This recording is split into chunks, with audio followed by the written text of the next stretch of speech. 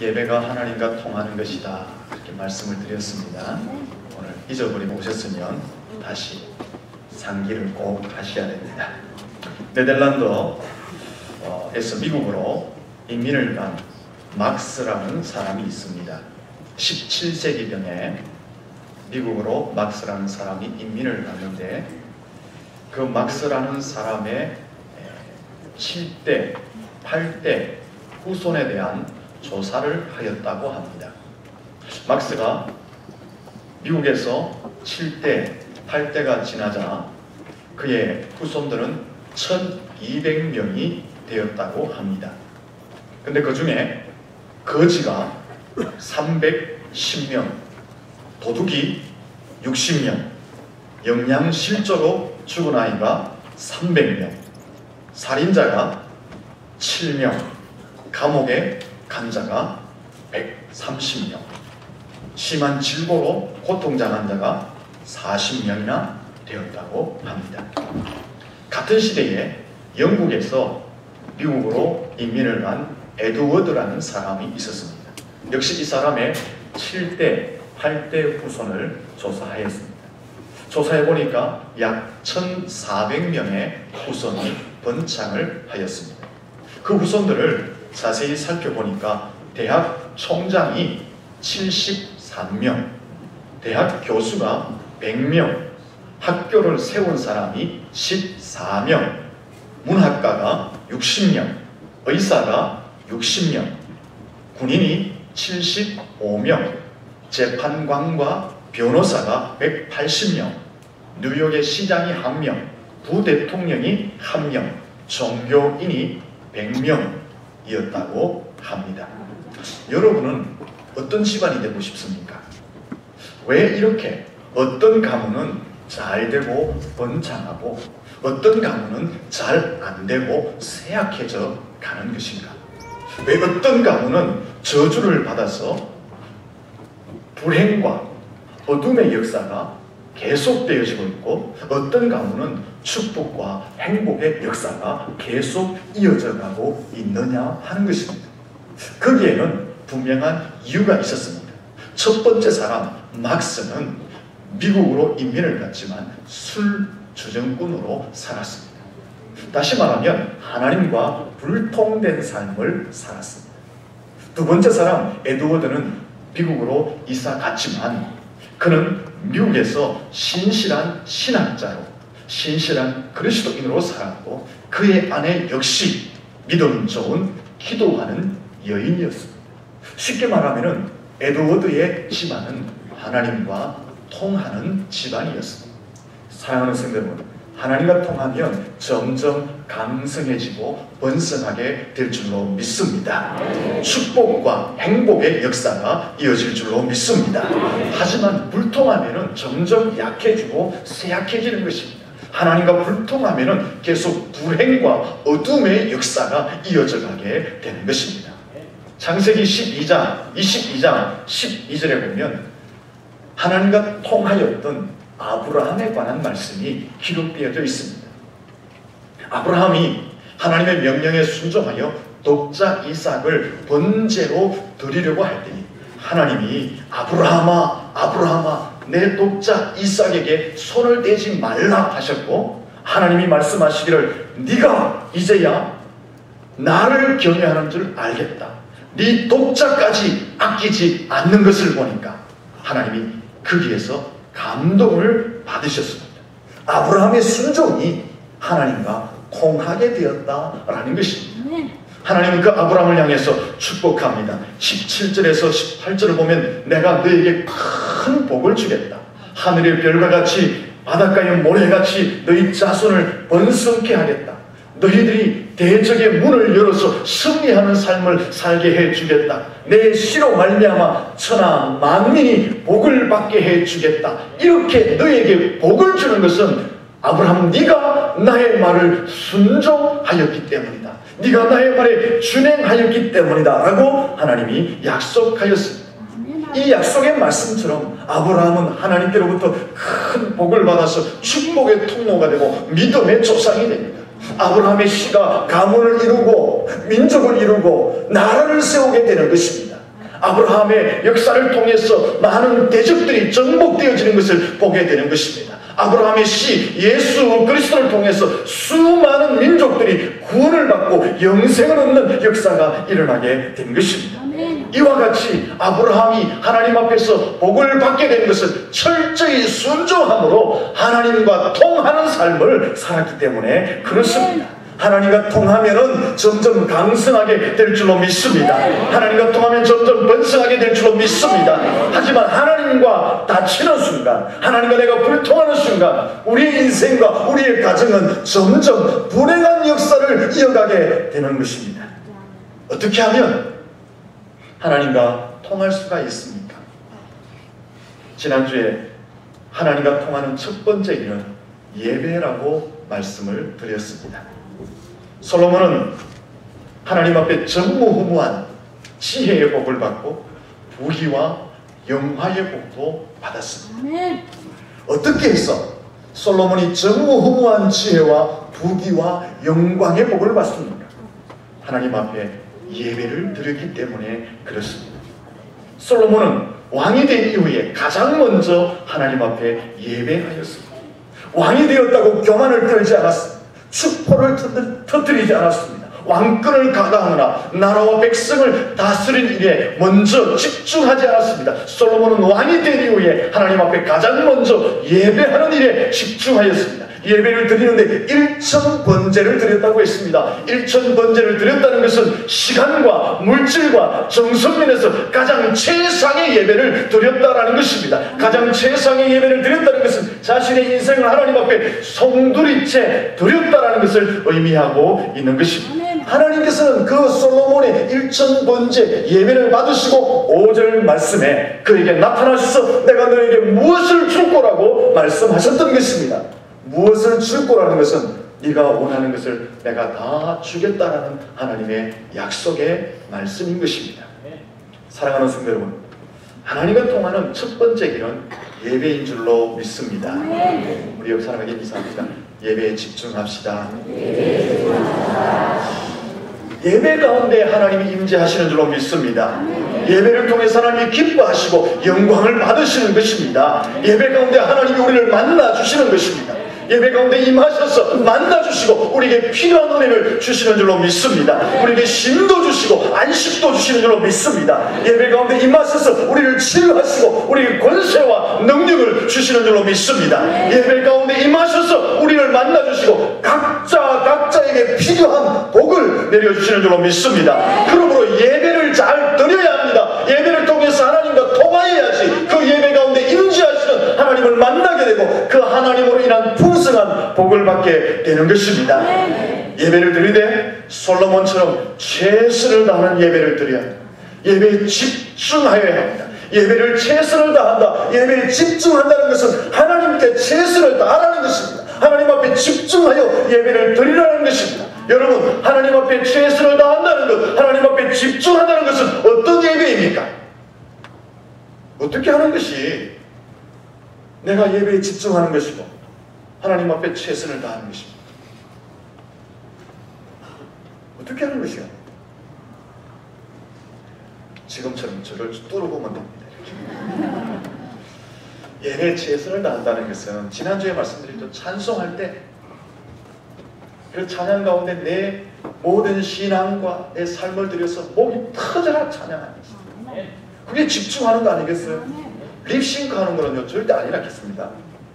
그냥 뭐 소리 적게 내고 마음으로 하면 되지. 마음에서 은혜가 넘치는데 왜 그래 입만 나불나불 할 수 있겠어요? 안 그래요? 내가 하나님 앞에 앉아있는데 어떻게? 이거는 뭐 이상하잖아요. 말씀을 들을 때 여러분들처럼 음악을 조용하면서 아멘 아멘 이렇게 외치면서 그렇게 예배를 드리는데 집중. 기도자가 기도하면 오늘처럼 아멘 하다 예물을 드릴 때 무엇보다 정성 들여서 드리고 그럼 내가 하나님 앞에 집중한다는 게 뭐예요? 내가 하나님 앞에 최선의 예배를 드린다는 것이 무엇입니까? 이 예배 시간만큼은 내가 내 인생을 다 드려서 생명을 걸고 예배 드리는 것, 그게 바로 하나님 앞에 최선을 다하는 것이고 집중하여 드리는 것입니다. 여러분이 예배를 그렇게 드리면 예배가 살아나게 되고, 그 예배가 살아나면 하나님과 통하게 되는 것입니다. 하나님과 통하게 되면 하나님이 여러분을 만나주시고 여러분의 인생의 문제가 해결될 줄로 믿습니다. 예배에 집중할 수 있기를 축원합니다. 예배가 하나님과 통하는 첫 번째 길입니다. 그래도 예배 아멘 안 하죠. 할렐루야. 두 번째 길은 무엇일까요? 두 번째 길, 하나님과 통하는 두 번째 길은 감사라고 말합니다. 따라합시다. 하나님과 통하는 두 번째 길은 감사입니다. 솔로몬은 하나님께 감사했습니다. 6절 말씀을 같이 한번 볼까요? 6절에 이렇게 말씀하고 있습니다. 같이 6절 말씀을 읽습니다. 솔로몬이 이르되 주의 종 내 아버지 다윗이 성실과 공의와 정직한 마음으로 주와 함께 주 앞에서 행함으로 주께서 그에게 큰 은혜를 베푸셨고 주께서 또 그를 위하여 큰 은혜를 항상 주사 오늘과 같이 그의 자리에 앉을 아들을 그에게 주셨나이다. 아멘. 하나님께서 솔로몬이 예배를 잘 드리자 내가 너에게 무엇을 줄고 말씀했어요. 그때 솔로몬이 하나님 이것 주세요 말하지 않고 솔로몬이 대답한 것은 하나님 은혜가 너무 감사합니다. 감사를 고백했다는 것입니다. 그러면 솔로몬이 무엇을 감사했을까?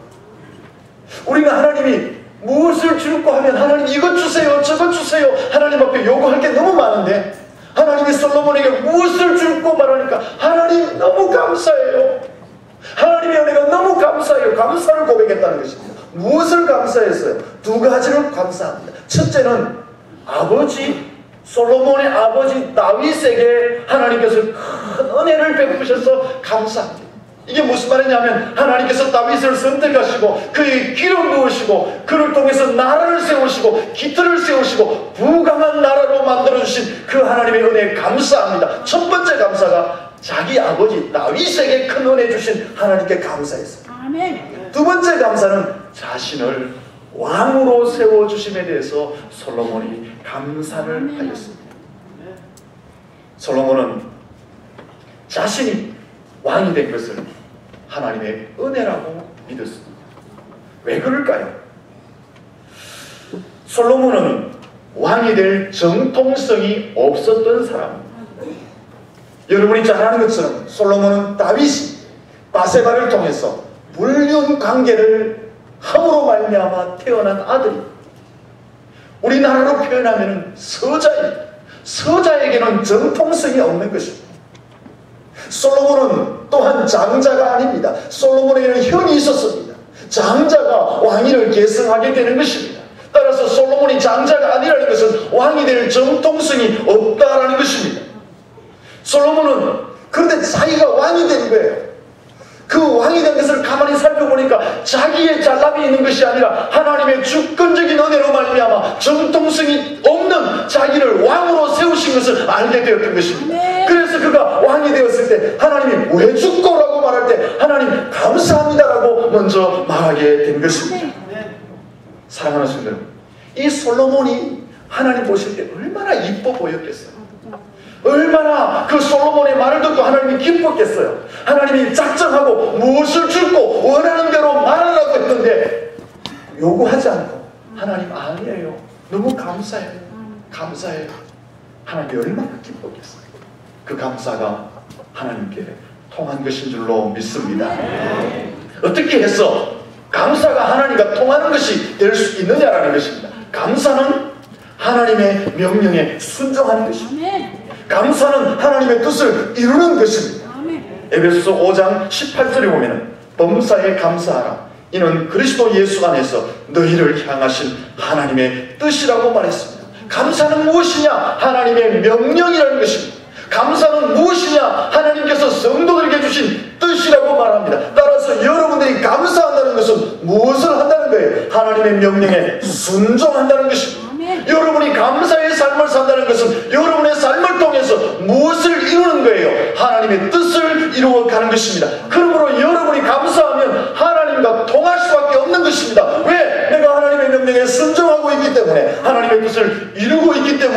그런 것입니다. 또 하나는요, 시편 50편 23절에 보면 감사로 제사를 드리는 자는 나를 영화롭게 한다고 했습니다. 감사가 하나님을 영화롭게 한다고 했습니다. 사람의 제일 되는 목적이 무엇입니까? 하나님을 영화롭게 하고 그를 영원토록 즐거워하는 것이라고 했습니다. 우리가 감사하면 사람의 제일 된 목적을 이루는 것입니다. 하나님을 영화롭게 하는 것입니다. 하나님께 영광을 돌리는 것입니다. 하나님을 기쁘시게 하는 것입니다. 그러므로 여러분이 감사를 드리면 하나님과 통하는 삶을 살게 되는 것입니다. 하나님과 통하면 점점 강성하게 될 줄로 믿습니다. 왕성하게 될 줄로 믿습니다. 번성하게 될 줄로 믿습니다. 하나님과 통하면 우리의 인생의 문제가 하나님으로 말미암아 해결될 줄로 믿습니다. 불통하면 하나님과 관계가 단절되면 그때부터 우리의 인생은 점점 불행한 역사가 이어지게 되는 것입니다. 그러면 감사하면 하나님께서 우리에게 어떤 은혜를 베푸신가? 출애굽기 23장 22절 이하에 보면 감사하면 전능하신 하나님께서 내 편이 되어주신다. 여러분, 세상 살면서 싸워야 할 것들 얼마나 많이 있습니다.